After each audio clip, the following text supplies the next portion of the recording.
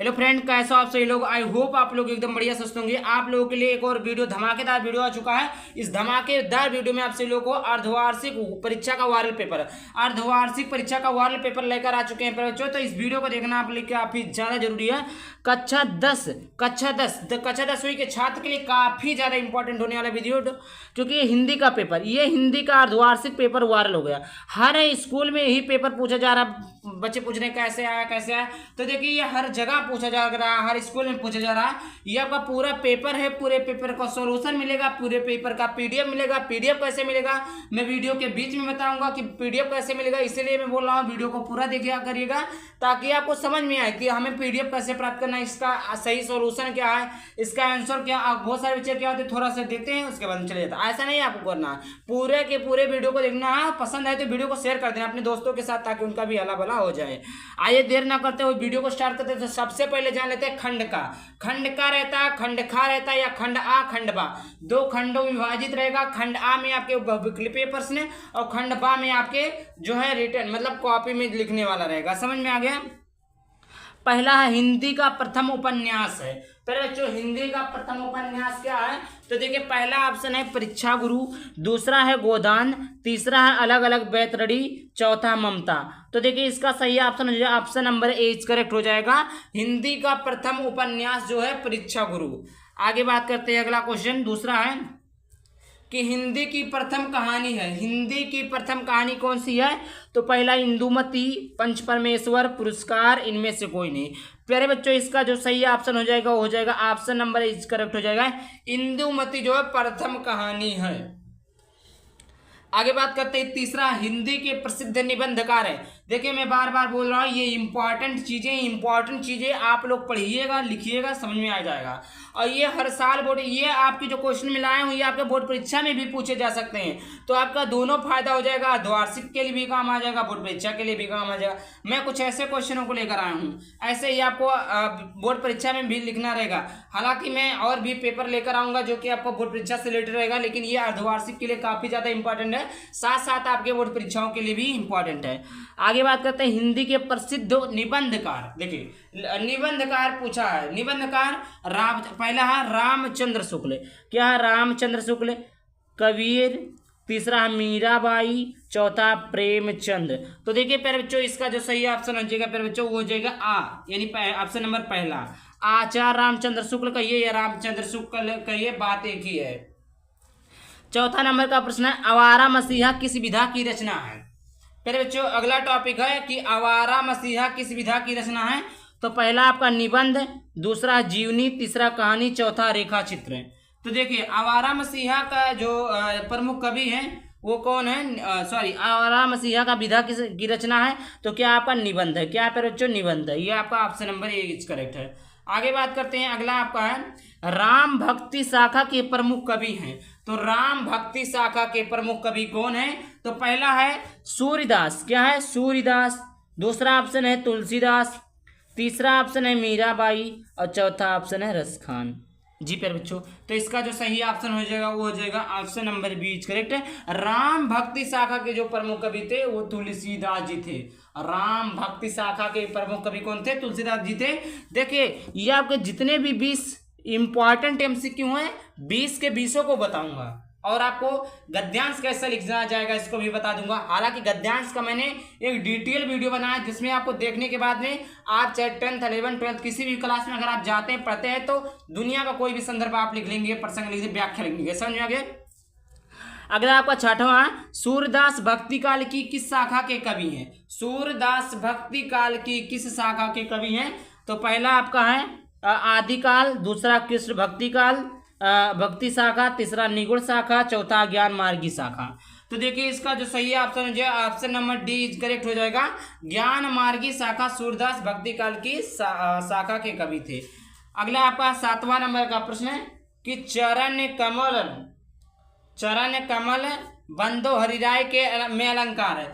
चरण कमल बंदो हरिराय में कौन सा अलंकार है, तो पहला अनुप्रास अलंकार, दूसरा यमक अलंकार, तीसरा रूपक अलंकार, और चौथा है उत्प्रेक्ष अलंकार। तो देखिए इसका सही ऑप्शन हो जाएगा ऑप्शन नंबर बी करेक्ट हो जाएगा, यमक अलंकार। 7वें का बी ऑप्शन सही है। आगे बात करते हैं 8वां नंबर का प्रश्न।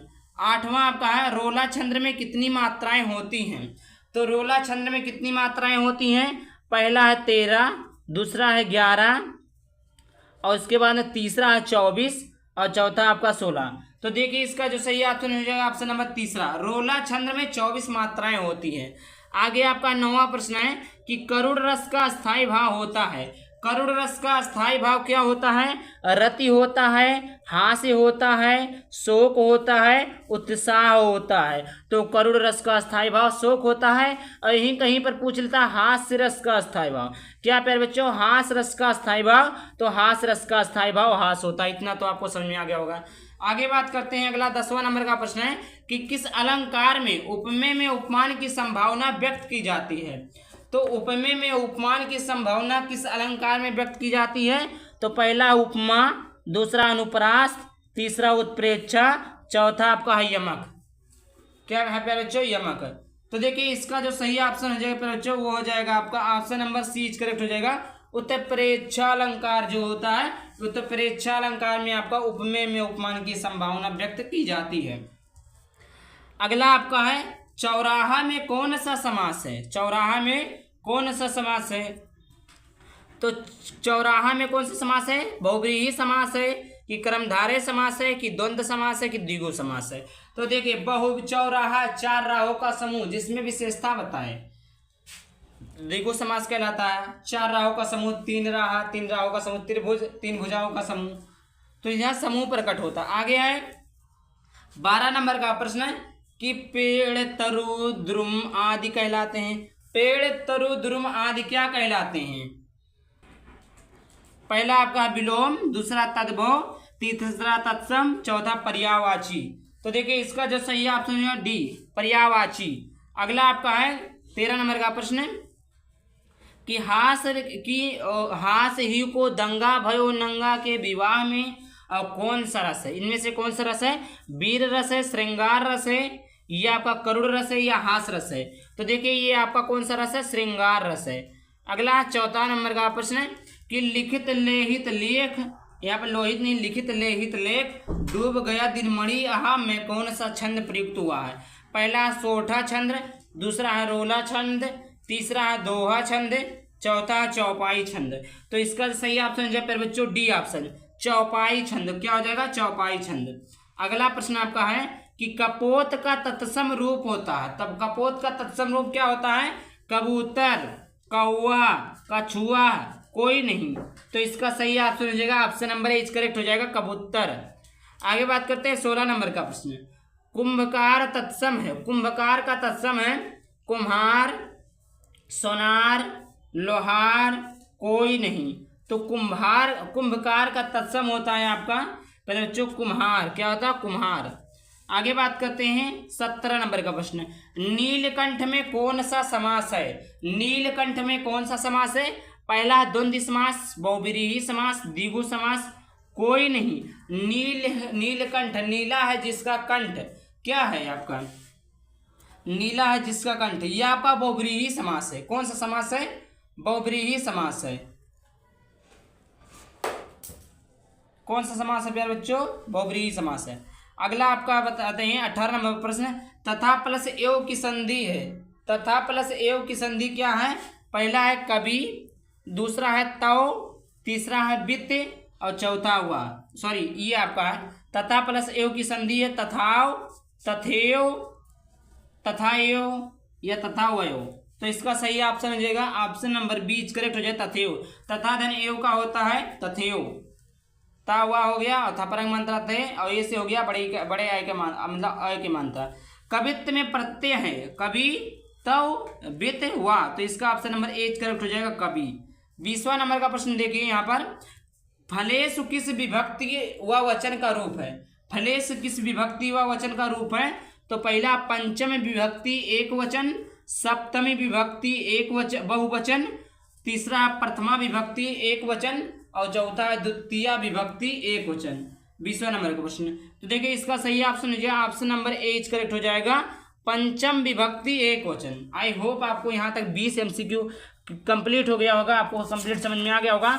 अब बताते हैं पीडीएफ आपको कैसे मिलेगा। तो पीडीएफ चाहे वो क्लास 10 का स्टूडेंट हो 12 का हो, Hindi, English, math, science, history, Sanskrit, सभी विषयों का फ्री में पीडीएफ दिया जाता है। ज्वाइन करना है आपको Telegram channel Anmol academy 33, Anmol academy 33 Telegram group को ज्वाइन करना है। वहाँ पर आप सभी लोगों को hand written notes, important question, MCQ, P by P मिलेंगे।